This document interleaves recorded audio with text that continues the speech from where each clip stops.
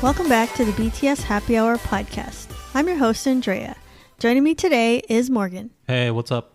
On December 10th, Time Magazine announced BTS is 2020's Entertainer of the Year.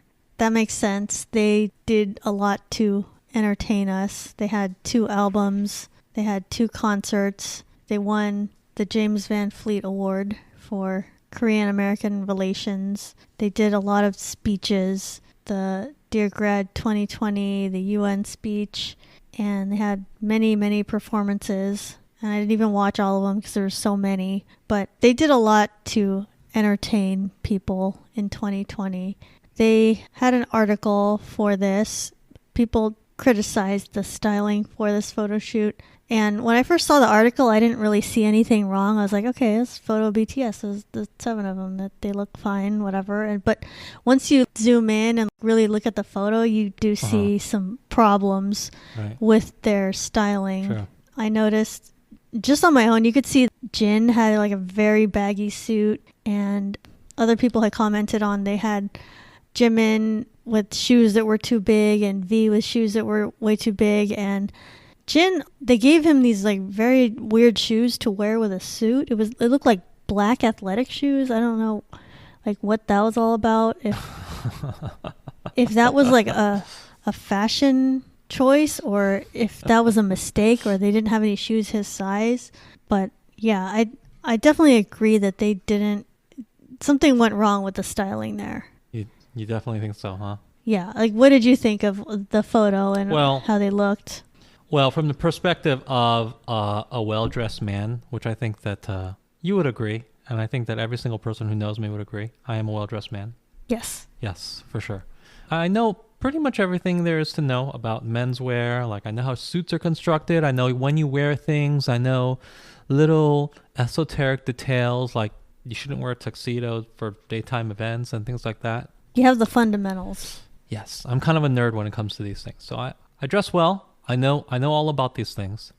And I can tell you that, for instance, Jin's suit, just absolutely atrocious. I'm not going to say inexcusable, but they're ugly. And they're not what a typical person would wear. It's an ill-fitting suit. I mean, you don't have to be an expert in this. You could tell, just look at it. You can tell. It looks like he raided his dad's closet if his dad was 300 pounds and also bought suits that were too big for himself. It looked huge.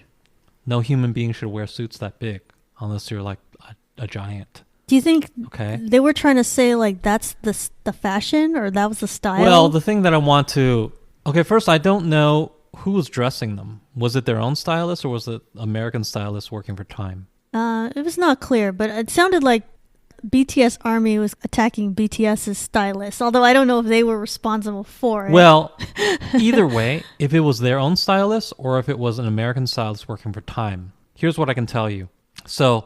if you're not that I've worked as a stylist, so I don't totally know this, but I know people in this arena. So here's how it would generally work. So you have to dress some people to take a picture. Either you have a certain amount of clothing that's just on hand, and you just pick from that and dress them in it, or you're allowed to go shop specifically for them. Now, if you're allowed to go shop specifically for them, of course, any stylist can. I mean, they bought clothes that fit the other members, so obviously they could have bought clothes that fit Jin or Suga, right? They could have done that. And even if they had clothes on hand, it's not like BTS or they have weird body shapes. They're pretty much the prototypical male body shape. So probably whatever standard clothing you have on hand probably fits pretty well. Yeah. So in either situation, the clothes probably would look, decent. What this indicates to me is that the stylist specifically chose for Jin to have super baggy stuff, for Suga to have super wrinkly stuff, and that is a stylistic, artistic choice. Okay. And before you say, well, that looks terrible, that's a dumb choice. Well, yes, I would agree with you. But look at it. Let's put ourselves in the stylist shoes. Like the stylist considers themselves an artist. Let's say they consider themselves an artist. Like this is an art. Fashion is an art or whatever. Think about how boring it is just to... And speaking as a male who conforms to menswear, male fashion rules, it's very constricting. It's not like it is for women. Yeah, it's very specific. Women can wear all sorts of different fun things depending on the season, but men, we've had to wear roughly the same stuff adhering to roughly the same rules for like 100 years. Right. Otherwise, you look stupid, you look dumb, or whatever. So, and like the only changes are like the width of your tie. Yeah, the width of your lapel or your tie. And like these are minor changes. And so for menswear, it's not very interesting. So let's say you're a stylist and you consider yourself an quote unquote artist. Well, how are you gonna spruce this up with your artistry? Right. Are you just gonna dress them up in standard menswear? No, you're gonna inject something into it that's different, purposefully. Now, does it come out looking good? Does it come out looking bad? That is subjective. But in defense of the artist, or not the artist, but in defense of the stylist, it reminds me of when you don't know much about art. And when I say art, I mean like visual art, like paintings and stuff. You might look at Picasso, right?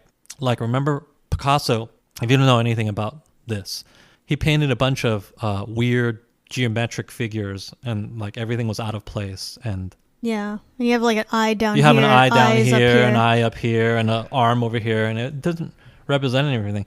And people would say, why can't you paint people how they look? And probably Picasso would say, well, everybody can do that. It's like everybody's doing that already. I'm an artist, so. though. I want to do something different, right? I have to imagine that a stylist kind of feels the same way, and that is what you're seeing. That is what you're seeing. Picasso could paint a realistic picture of your face, okay? He probably could if he wanted to. It's not like he couldn't. He's a skilled artist. But you know Right. what? He chose not to because it's boring. It's boring. He chose to express himself in some other way. And I'm guessing that this stylist, it's not like the stylist doesn't realize that, oh, this suit is way too big for Jin. For God's sakes, this suit is way too big for like 99% of men. So clearly the stylist bought a suit purposely that was just way too big for anybody. That was a choice. It was a deliberate choice. And you can agree with it, you can disagree with it, but it was a deliberate choice. It was an artistic choice. Yeah. Personally, I don't think it looks good, but you could see from the stylist point of view what they were thinking. A lot of the BTS army was treating it like it was incompetence. Like they don't know what they're doing. It was definitely not incompetence. It was... Now, you can disagree with the choice. As restrictive as menswear is, there's so many rules, and all the rules just basically make you all come out looking kind of the same. I still agree with them. I think they are good. But they are restrictive. So you could see how a person who has an artistic bent, who is responsible for dressing them, would want to experiment or play with that, right? And that's what they did. They're not that dumb. Just trust me. It's not incompetence. They didn't just forget how menswear should look on a man's body. They specifically chose for these things to happen. I think when you have 7 people, they probably thought, well, let me try to do a couple of these people differently. Right. Like they don't want to all look like 7 of the exact same thing. Like, oh, just 7 well-dressed guys? That's no fun. Let's do some of them not well-dressed. Right. You know, that was basically what their thinking was. And agree or disagree, that was the choice. But it is a choice. It is not just, oh, I just totally forgot how menswear should look on men. And we forgot to buy the correct size suits. That suit, by the way, that had to be like a 50... Nobody wears a suit that size except for like an NFL lineman or something. Right. Okay? So they wouldn't have bought any suit that size for BTS, which are 7 guys of roughly the same size. Okay? They wouldn't have done that. That was deliberate. But in the pictures, I also saw something interesting, which is that Jimin wears really high heels. How tall is he? Because they get physicals every year. And so on November 12th, he tweeted, "My height, wow." And it showed that he grew from last year. In 2019, he was 173.6 centimeters. And then in 2020, he was 174 centimeters, which converts to 5'8.5". Oh, okay. So he was That's not short. really proud of his increase in height. But despite that, they seem to make him wear heels. Yeah, he does. His shoes have look at the He has the like photos. 3-inch heels a lot of the time, and I don't know if that's for fashion reasons or because he wants to be taller. Well, I'm guessing because the other members are taller than him, they kind of want them to look the same height. Yeah, I mean, it probably is better if everybody's closer to the same height. So the other members are closer to 5'10". Yeah. Yeah. And when he tweeted about his height, he was also like, "Watch out, J-Hope," because it's like J-Hope is 5'10", so he's like, "That's the next one I'm gonna catch up to. I don't know if he's What's still stopping J-Hope from just wearing heels as well? going to be growing. And But J-Hope will be 6 feet. yeah. And this happens a lot in fashion shoots too. It's like there's shoes, but then they don't have every size of every shoe. So it's like, well, you just wear whatever shoe you get, you know? Right. Yeah, And the shoe size thing I can totally understand though, because they don't have access to shoes of every size. it's like, well, if it's too big for you, it's like, too bad, just Right. wear it. It's like you're just taking a picture anyway, Right. so that's a pretty common thing. And I only even know that because of like Project Runway. It's like the models have to wear like whatever shoe is available. Yeah, that's pretty typical. Did I mention that the 2019 winner of Time Entertainer of the Year was Lizzo? No. Okay, well No. that's who that was. And I don't it's like, Entertainer of the Year of last year? yeah, because I was looking up, okay, Oh. BTS was this year, who they selected, and who did they pick last year? And Well, that totally demeans this accomplishment then. That's what you're saying. I don't even think she was that entertaining. Like, she didn't put So who out cares what Time says? tons of content then? or Okay. anything. Fine. I just think BTS, they did so much, and they really earned their title, but I don't know. Lizzo, okay, she had an album, but she didn't, like, do that much. It was just, okay, we gotta name somebody, and that was who's current. Right. We could spend an hour talking about how we don't like God, Lizzo. And Let's leave it at that. I was trying to look for the whole history of this too, and it seems like Time didn't really start doing Entertainer of the Year. Like, they do Person of the Year every year, but they only do Entertainer of the Year.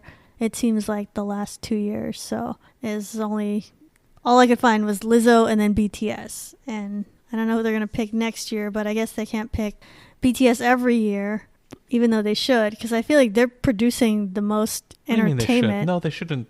Even Well, in 2030? 2019, BTS was still more entertaining than Lizzo, but Oh, that's true. well, they got to pick different people each time, so whatever. It's just whoever.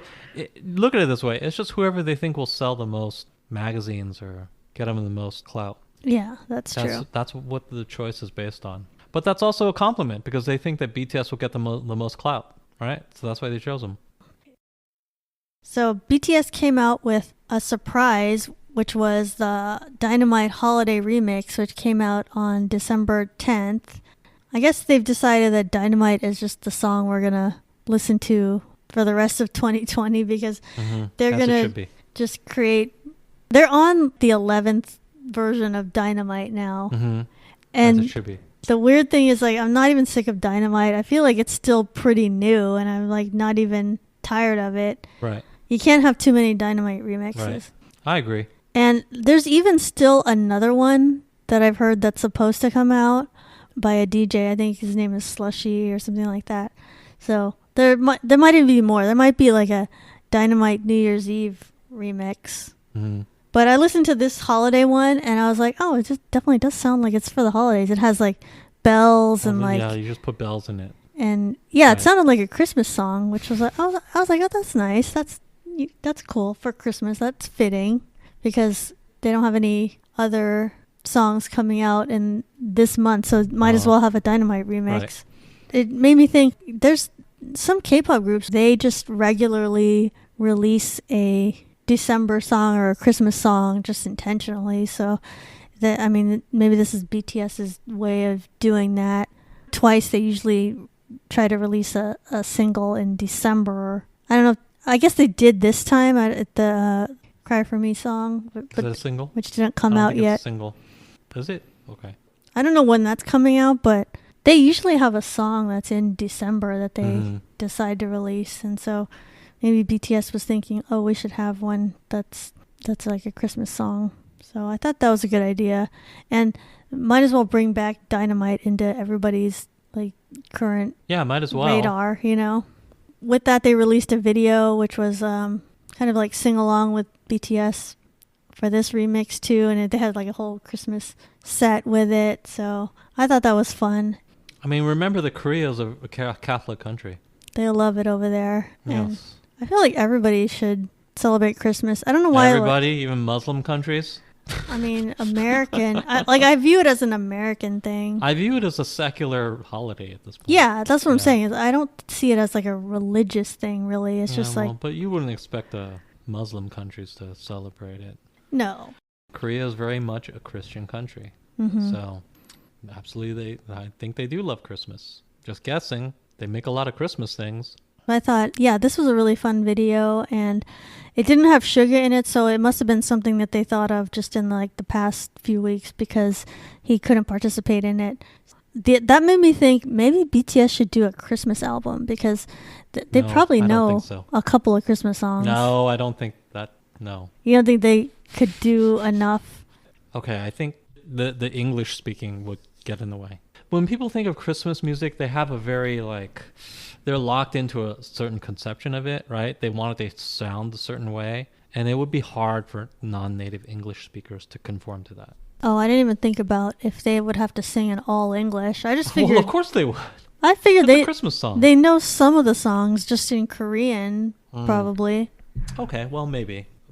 Are those songs even partly in Korean? Are they translated? I don't know. Anyway, if people heard the song and it didn't conform to, what they were thinking in English, I don't know if people would. Also, it's no, I was going to say it's like saturated, but let's be honest. Army would buy it no matter what. So yeah, you're right. They should actually make a Christmas album.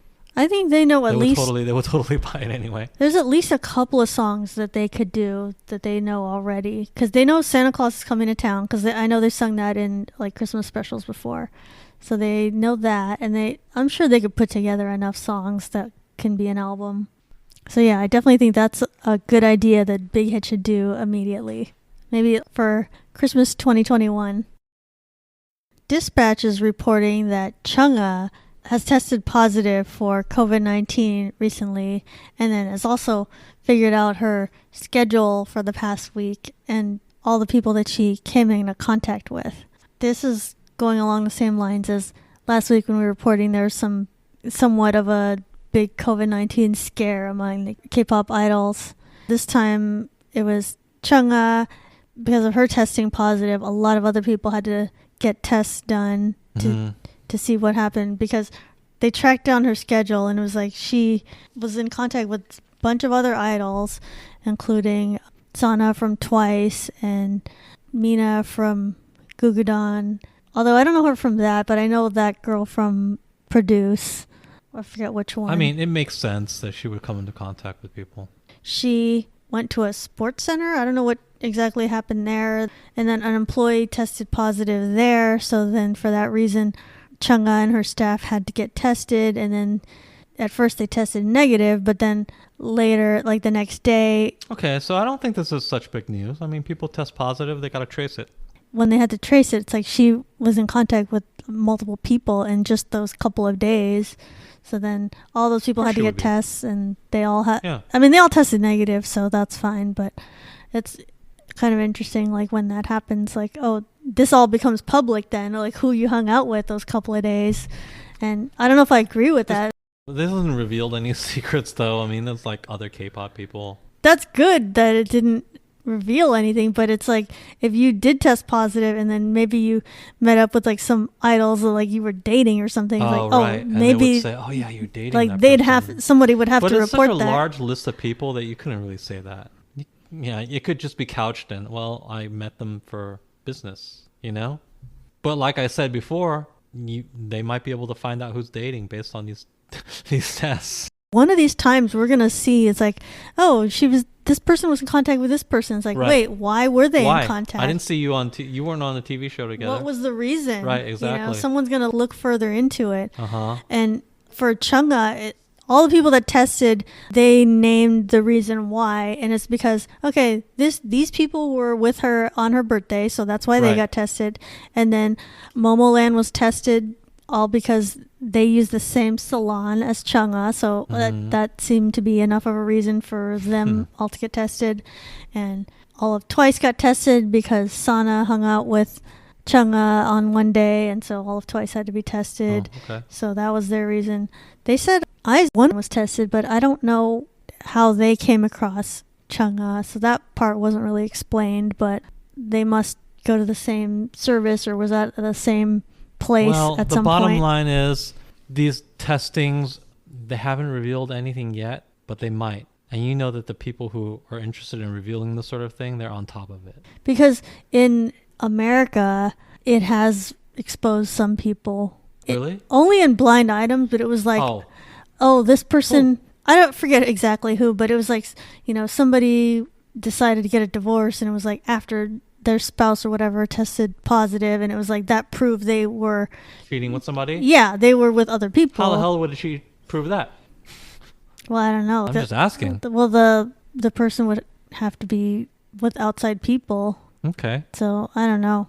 That has exposed some people in America. So I'm sure the same thing would happen in South Korea. Like if people aren't being careful and meeting up with whoever and somebody gets tested positive, you got to trace it back. And then I feel like that's their own fault. It'll become public. If I were an American celebrity, I would just assume that my spouse is cheating on me. And in which case, I would just never get married. That's the safe route. Yes. Man, if you read blind items... Never get married. If you read blind items, it's like everybody's cheating on everybody. Yeah. That's a best case scenario. Okay, if your spouse is cheating on you, that's the best case scenario. That's expected. The worst case scenario is like some sort of child porn junk going on or some sort of... some sort of dirty, illegal, terrible thing that's happening. Something ugly. Just extramarital affairs, that is the best you can hope for. So, don't get married if you're an American celebrity. Yeah, I really think being famous is like not even a double-edged sword. It's like more negative than positive. It's just an edge. Yeah. It's just a never-ending edge that you're going to get cut by. It's very negative. Yes. So do not get married if you're an American celebrity. Not that we have any listening to our thing, and not that any such person would listen to us, but if you are, don't get married. Yeah, just stay single. If you don't want to stay single, what you should do is retreat from public life, go to a foreign country, and just like live as a normal person. That's the only way that I think that you could have a well-adjusted normal life. Yeah, if you want to have like a family and be and have that fulfillment, I don't think you can be a A-list celebrity and do that in America. No, you cannot. They've made it so terrible these days, and there's like everybody's cheating on everybody. It's like you're on movie sets and you're on like because A-list people, they travel all the time and then they come across other people that are like attractive. So much temptation out there. And with Chung-ha, I thought I remember. Was she dating anyone from these items? No, right? I don't think so. Like no one male was talked about as being tested, so I don't think they exposed her as far as that. But wasn't her staff like some of the early people that got COVID? Remember like a while ago, yep. March or something, like they were in Italy or something, and so they're like a COVID epicenter or something. Well, her staff, so I don't know, I guess. Well, and now her too. Now it's December, and then she finally got it. They all have COVID. It's okay. But yeah, I remember that. I was like, and then right after that, there was a big outbreak in Italy. I'm not saying it was because of her, but it was just like right after that. It was because of her. That happened. It's because of her. We know it's because of her.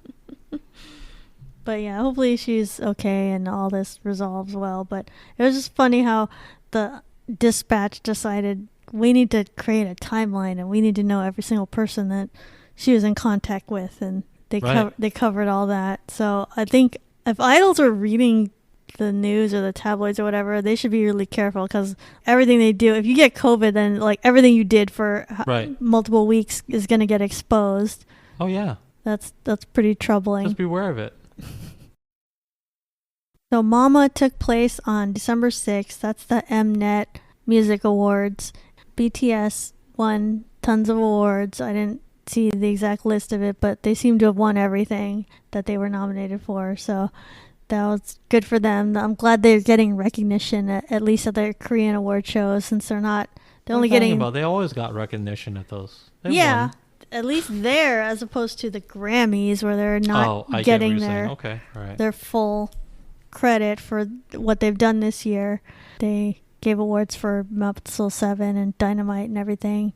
Also at the Mama show, there was a lot of performances, and we saw that Twice performed a new song that they're going to come out with called Cry For Me. And Are they going to come out with it? Do you know that? Yeah, it didn't come out yet, but I guess this was the first time that they performed it. That was a pretty good song. It was very similar to I Can't Stop Me as far as being in the 80s genre. It had Nayeon pretty prominent. Well, she's the center, so she always is. Yeah.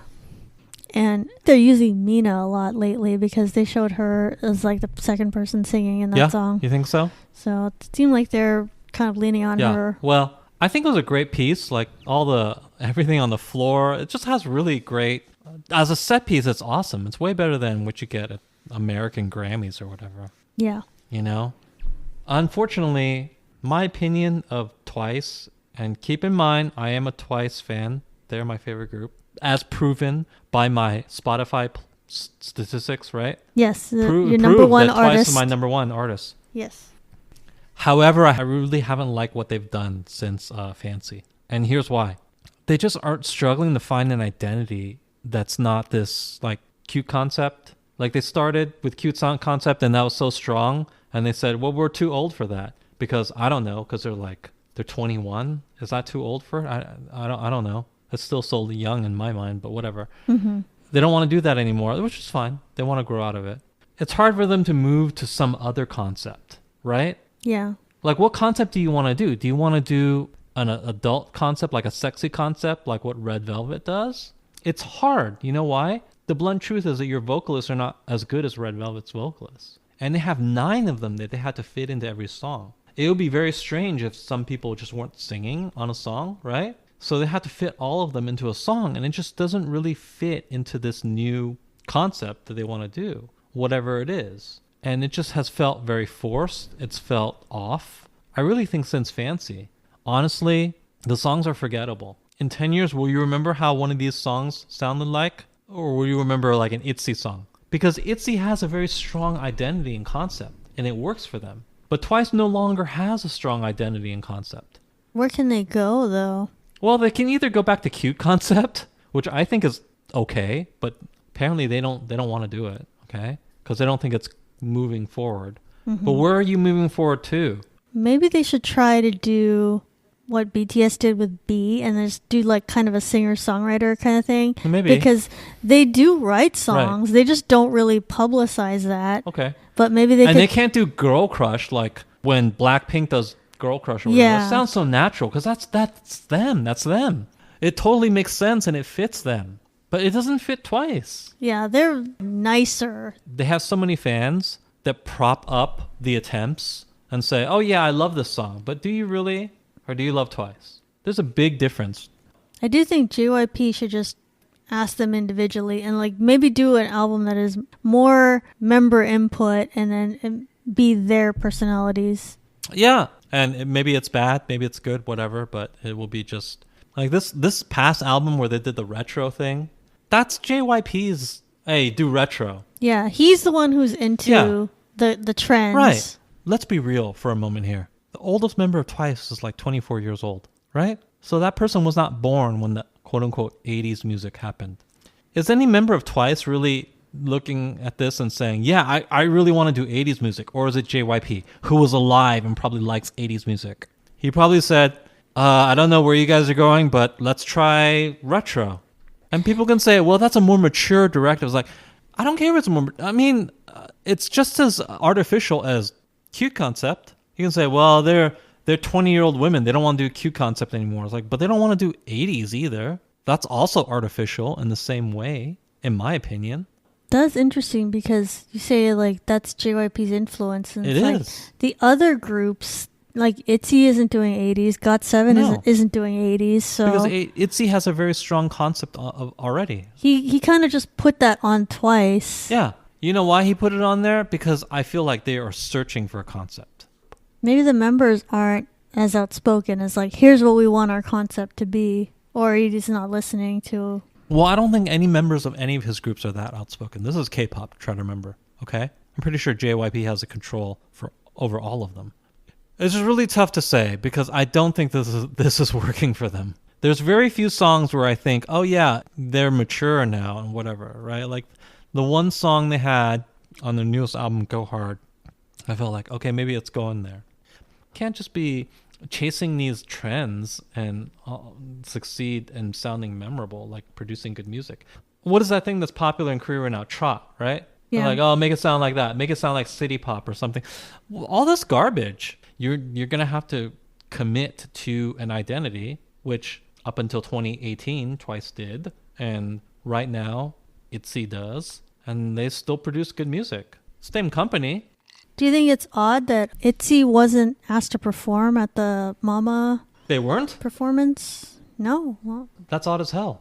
I don't know what the purpose was behind that, because it seems like ITZY was very successful this year. ITZY is one of my favorite groups. Just as much as like TXT, and they performed at the show. So Yeah, that's very, very strange to me. I don't get that.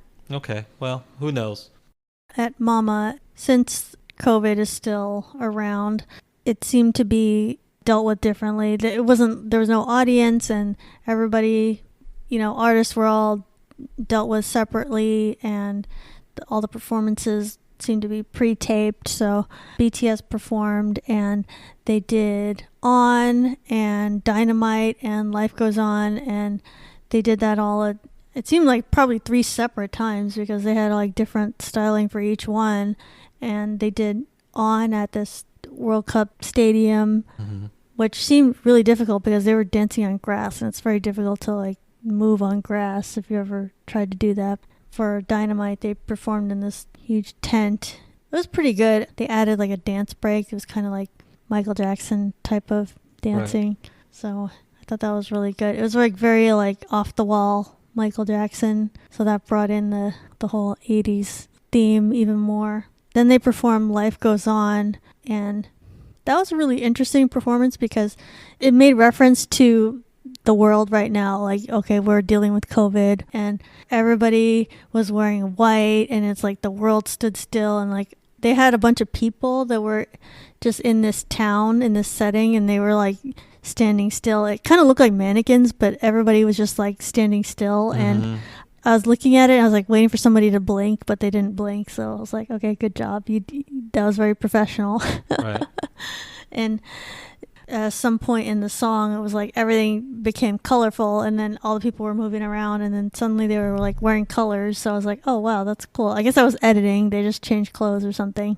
But in the same performance, you expected just the 6 members to be singing, but then Suga came out suddenly, and I read later they did a hologram of Suga, so really? He was included in that whole thing. So they must have been pre-taped, so he could be included in that. But I was like, whoa, I wasn't expecting that at all. Like he's not supposed to be there because he's technology injured. But yeah, technology. And then I was this like, is 2020, guys. That's crazy. It looked just like him. I read that it was created through volumetric display, which records a person, location, or performance in 360 degrees and then builds a 3D avatar that moves and can be viewed from all angles. That's what they use for 3D videos, or like when you do the right virtual Oculus or whatever. I see. They did that. I was like, oh, there's Suga. That was pretty impressive. That is cool, but at the same time, is this a good trend? Is this a good trend? I mean, it made me think he's dead. It's like he's not dead. He's just like you've seen movies, like remember when you watched the Iron Man movie, and Robert Downey Jr. was young, and I was like, oh, yeah, you're young again. Like, so theoretically, what prevents you from just being movie star forever? Almost nothing. Like even if you're dead, you could just have like some guy who can sort of imitate your voice, play you. You don't need the real you. It's kind of scary. You can be a movie star forever. People should be phased out and age out and be replaced. That's how nature works. I'm pretty damn sure that's how we should work. But I don't know. Like you could have Iron Man forever, and we both know he's coming back. By the way, right? We know he is coming back. Right? I don't see why they wouldn't. The thing is, like Hollywood, you guys need to work that out. Like if you want to use the hologram version or CG version of him, yes, maybe you need to pay him, but whatever, yeah, but you could still do it. But the audience likes what they like. Maybe they don't want to see the new people. Maybe they like the old people still. I mean, if we had this technology for 100 years, we'd still be watching a bunch of films with Marilyn Monroe in it, right? That would have prevented a bunch of other actresses from breaking in. You wouldn't know her personality and everything. Like, Yes, you could recreate what she looks like. Yes, but Robert Downey Jr. could. You could easily create his image on film. People know his mannerisms. Even if he died, we could probably have a pretty representative Robert Downey Jr. But do we want that? The man is dead.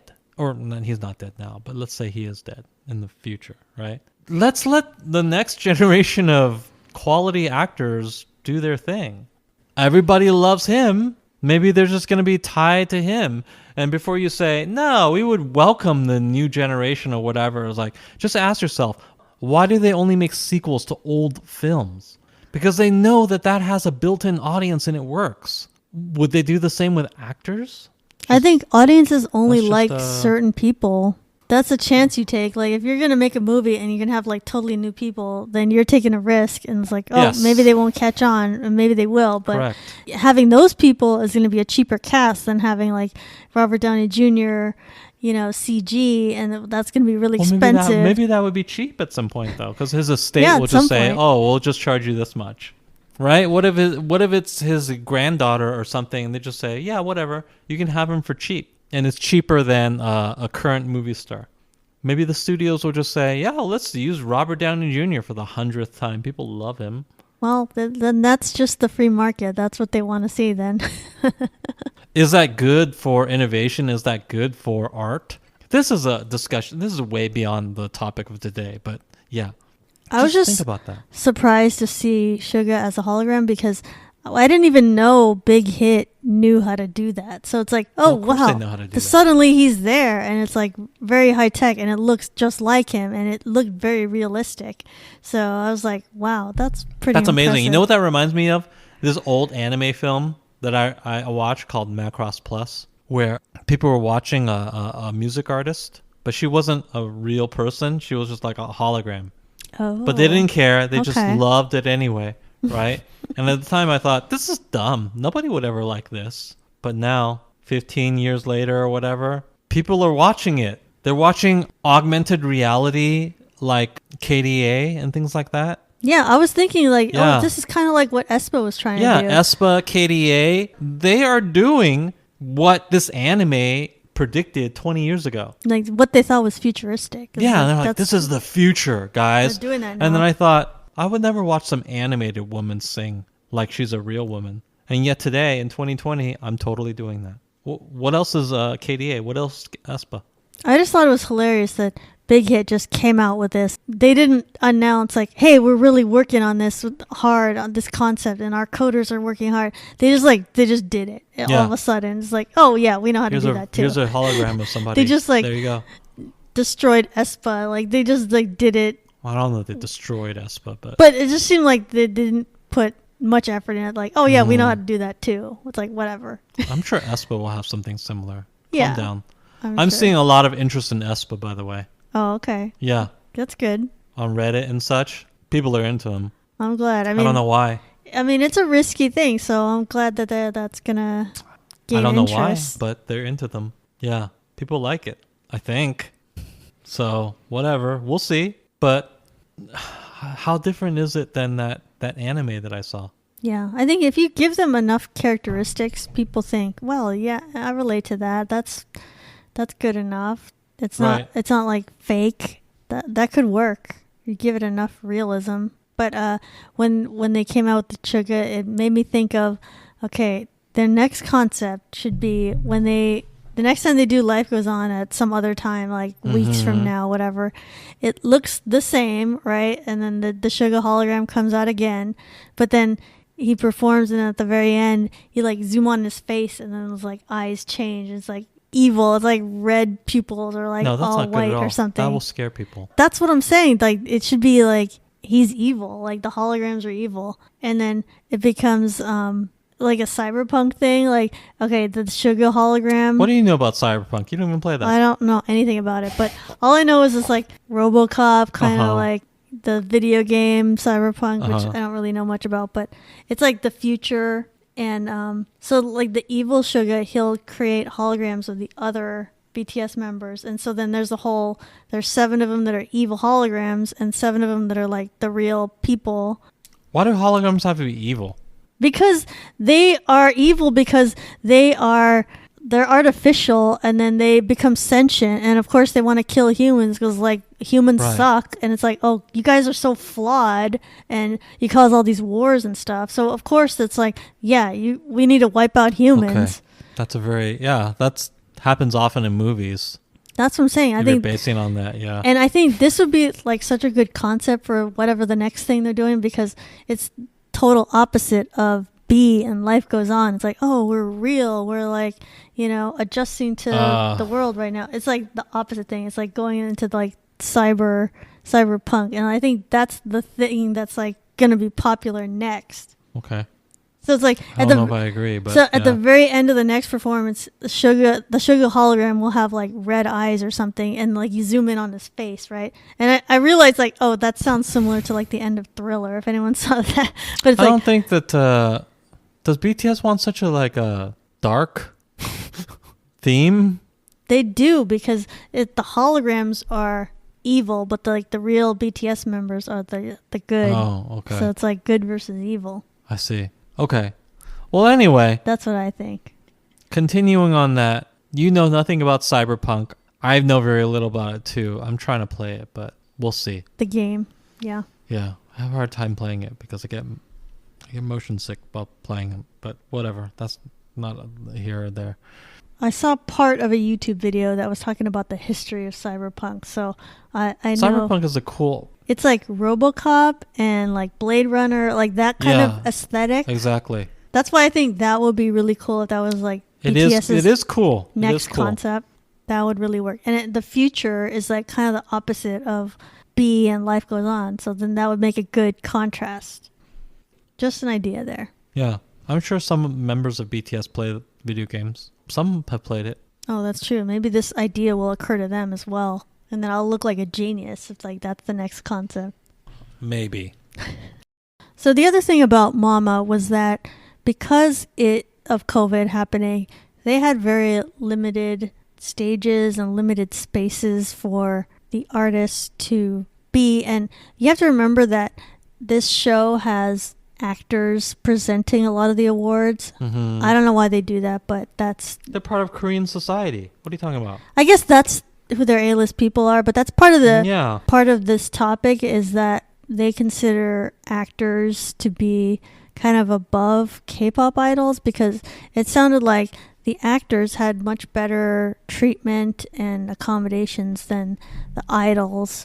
Didn't the article say that part of it is that the K-pop artists were busy? They had to like travel or something? I mean, that's part of it. Mm-hmm. And I think it's that actors, they just had to do the presenting part of it, so they had to be inside the buildings a lot, and so that meant that the idols had to like wait outside or wait in. So what is this saying is that idols are mistreated? They're like second-class citizens. Yeah, and also in like past award shows, when they did it in other countries like Hong Kong and like, really fancy places, it's like the actors would get invited to all the after parties and all this stuff where they could like make connections with other A-list people, but then like the idols weren't really invited to stuff like that, and they didn't get like free fancy hotel rooms. There seems to be some kind of hierarchy in Korea where like actors are treated way better than the idols. I see. And I don't know why that is, because I feel like in America it's like A-list. In A-list there's singers up there, and then there's also actors up there, so it's not really singers versus actors. Maybe it's different in Korea. Yeah, that's I'm not a Korean person, wondering. so I don't know. But maybe it is different for them. They just consider the actors like a notch above, maybe? A lot of the performances had to take place in these studios, and it was like in an area where there was a lot of new construction, so there was like tons of dust around, and that makes it very difficult if you're trying to sing, because then you get like it irritates your throat, and maybe that wasn't taken into account very much or wasn't taken care of very well. But they said they like wetted it down, like, so if you like spray water in the air, that's supposed to like reduce the amount of dust, and maybe that didn't work as well as they thought it was going to, because a lot of people complained about the the dust levels. So it sounds like they just don't treat the idols as well as other celebrities. I think that is what they think, even though I feel like if you're a great actor, that doesn't take as much skill as being a great K-pop idol. Like, that takes a lot of effort to be a great K-pop idol. The truth is that you, as an American consumer, you don't consume any K-pop drama, right? No, I don't watch any of the drama. I don't watch any dramas. You don't really care about any of that. You only consume K-pop. Yeah, that's why I'm shocked that they don't but that's your perspective. They don't give it the same weight of talent. They just think, oh, actors are the best. Acting is so hard. But my opinion isn't because of them being Korean actors. Because I think acting in America isn't that hard. A lot of it is directing. Like, how did you direct it? And making them look good, you know? Like, I don't think acting is that hard. I agree with you too, but you know what? Lots of people don't agree with that. They think actors are cool and they make films. They see what's in a movie and they're like, oh my God, this person's amazing. Yeah, this actor is amazing. Like, this actor's not amazing. This movie is good because of the director. A lot of it is directing. It's like they're told, like, look this way. Right. You know, how do you express yourself? Right. Even though I have to give him credit for improving, it's part of why people think Leonardo DiCaprio is a good actor. You know why? For the past 10, 15 years, he's only chosen to work with good directors. Right. He hasn't just taken a movie because they gave him a certain amount of money and said, well, it's $25 million. I guess I'll just do this movie. And it sucked. And then everyone said, oh, that movie sucked. Yeah, you kind of suck. There's no point to that. Right. And now we think you kind of suck. No, he hasn't done that for 20 years. He's only taken jobs with demonstrably great directors. Like people with a track record. People who either have won Oscars, should win Oscars, or have won multiple Oscars. Like Tarantino, Martin Scorsese. That's who he works with now. Inarritu, right? Oh, no. What was his Spanish director that he works with? God damn it. Oh, I remember that guy's name. It was Inarritu. It was Inarritu. Because he directed Birdman and then he directed Revenant. Remember? Oh, the Revenant. Yeah. Right. But then before they had directed Birdman. Right. Okay. So that guy. So he's only worked with people who are demonstrably awesome. And you know why? Because they're going to make you look awesome. There's multiple people who could have been in Scorsese films and looked great. Multiple people could have been in Wolf of Wall Street, and we would have watched that film and said, oh, this is a great film. Because Scorsese likes working with him, so he got first crack, I'm sure. He could have taken a bigger paycheck and done something else. He took that one. And for that reason, we think he's a better actor than... I don't want to say he is, but it really showcased what he could do, right? Yeah. He had all the opportunity to show his skills. If you take like the paycheck too often, then you're not going to be able to showcase what you can do. I'm not saying you're a bad actor, but hey, you took the money. He didn't take the money. Multiple times he didn't take the money. Yeah, that's like Al Pacino. He like took money for like whatever movie because he's like, I just need to like do whatever this year, and it didn't show him in the best light. Like no, and that's what he's been doing for like 20, 30 years. So whatever. But the point is, it matters who you work with. That's a deliberate choice, though. I guess if you follow enough of what's going on in Hollywood, you realize, like, okay, A-list people, they're good because of their skill, but also because they are able to work with the right people. It's not necessarily 100% them. Yes. But I guess in Korea, maybe they think, you know, it's all the actor. It's all they need to be treated really well and get this special treatment at award shows, which I don't even know why. Yeah, that's unfortunate. I don't know why they have actors presenting awards to singers. I don't know why. That doesn't even make sense. We really need to educate them, because at this point, who has more global reach, K-pop or your Korean actors? Exactly. That's what I'm saying. Outside of one movie, let's face it, outside of one movie, your Korean actors have no global reach whatsoever. And I think that movie was good because of the directors, like Bong Joon-ho. Like if those actors, yeah. If those actors got credit, it's because of the director. Right. So it could have been any honestly, it could have been whatever actors. Like, no offense, I'm sure they're very good, but you know, if other people were in that movie, they would have gotten awards too. So I think if at Mama, if the actors were treated better than the idols, then I think that's an industry thing. You know, the people who know people, right? Yeah, They're maybe just used to treating the actors better. maybe the actors have better agents, and so Yeah. they can secure all these like extras and Right. like They're more in the nice treatment. know. They're in good with the people in power. Whereas K-pop stars are, oh, maybe your company has a little bit of influence, but who are you? You're like an 18-year-old kid that your company has hired, and they basically treat you like slave labor. Hmm.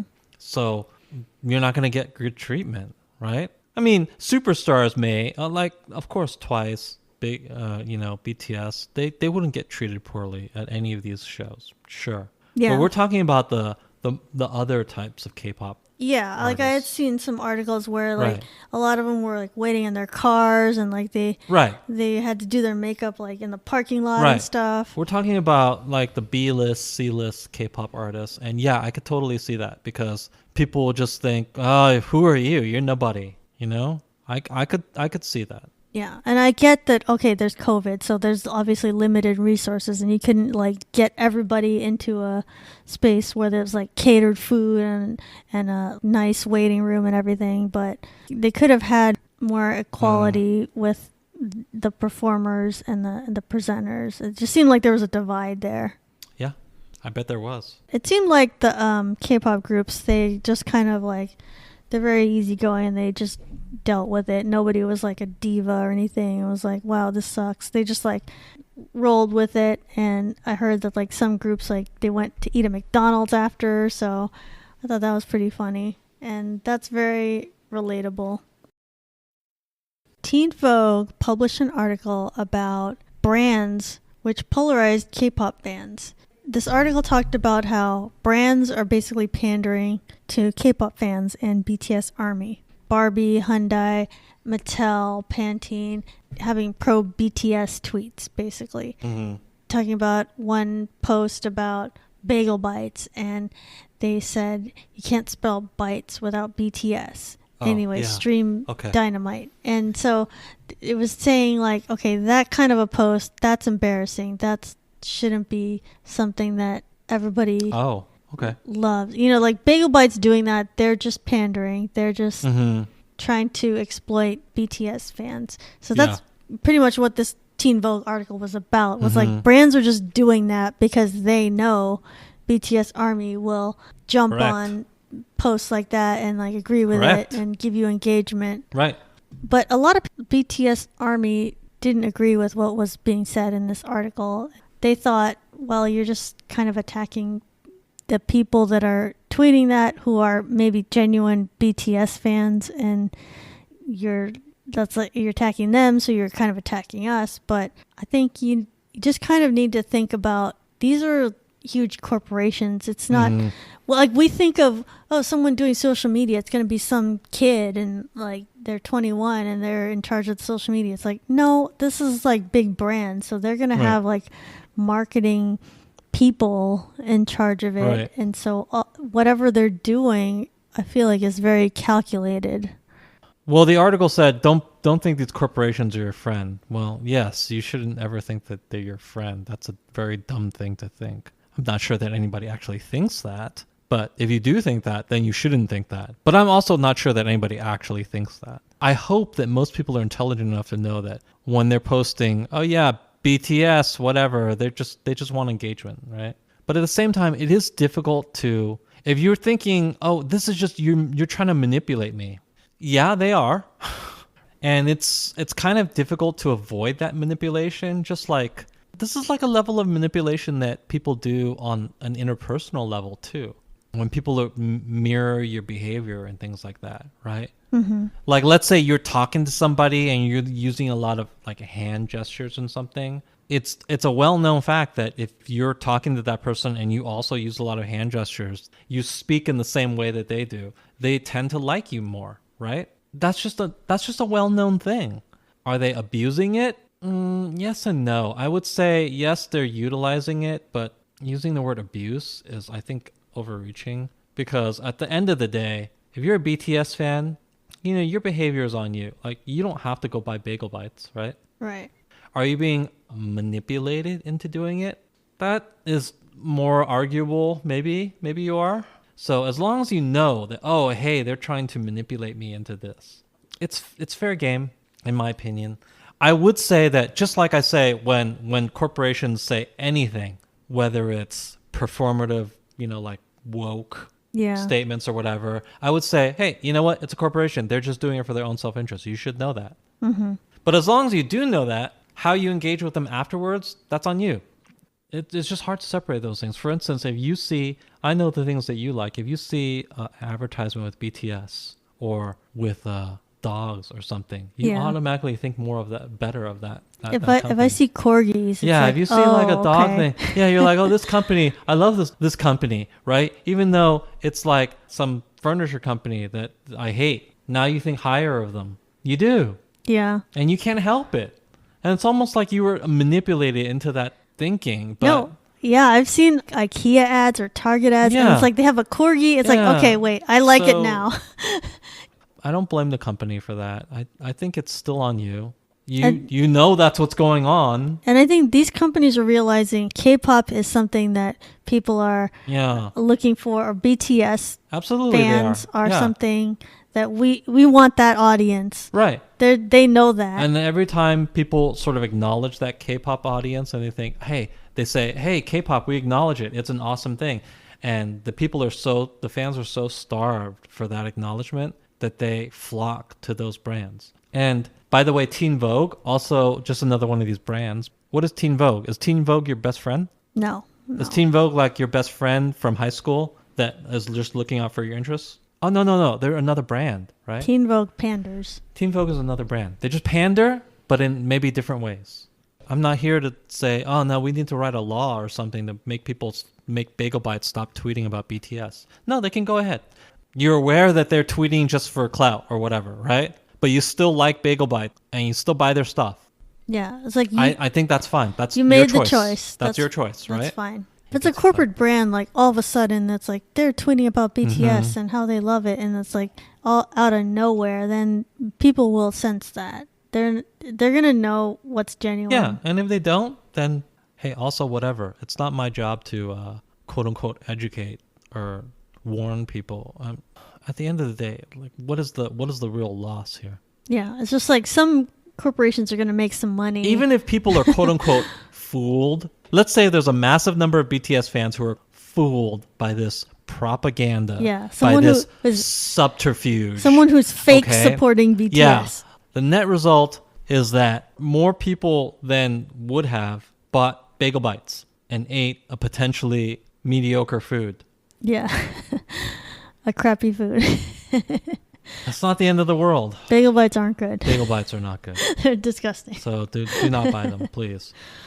How big of a loss is it? You had to eat some crappy microwave food. Is that really the worst thing that's ever happened to anybody, guys? That helped some people with jobs, so right. That's there okay. There are employees at Bagel Bites, and you know, for a couple weeks or whatever, you had to eat some subpar food out of the microwave. It's for college students, basically. Yeah. Is this really one of the greater travesties that has ever been seen on the planet Earth? After you eat it and realize, oh wait, I don't really like this, is not good food. You know what's going to happen? You're just not ever going to buy them again. I really shouldn't buy products just because the corporate account on Twitter said something good about a band that I like. This is not good logic. Lesson learned. Yeah. I mean, what's going to help a brand in the long term is like if they have a good product or not. Your attention was brought to a product through BTS, but it was actually a good product anyway. That's a win-win. If your attention was brought to a product that sucked, then you're going to catch on real quick, and that's going to be very short-lived anyway. So the free market will suss this all out. It will correct it. We certainly don't need Teen Vogue to warn us, okay? I don't need Teen Vogue to warn me about anything.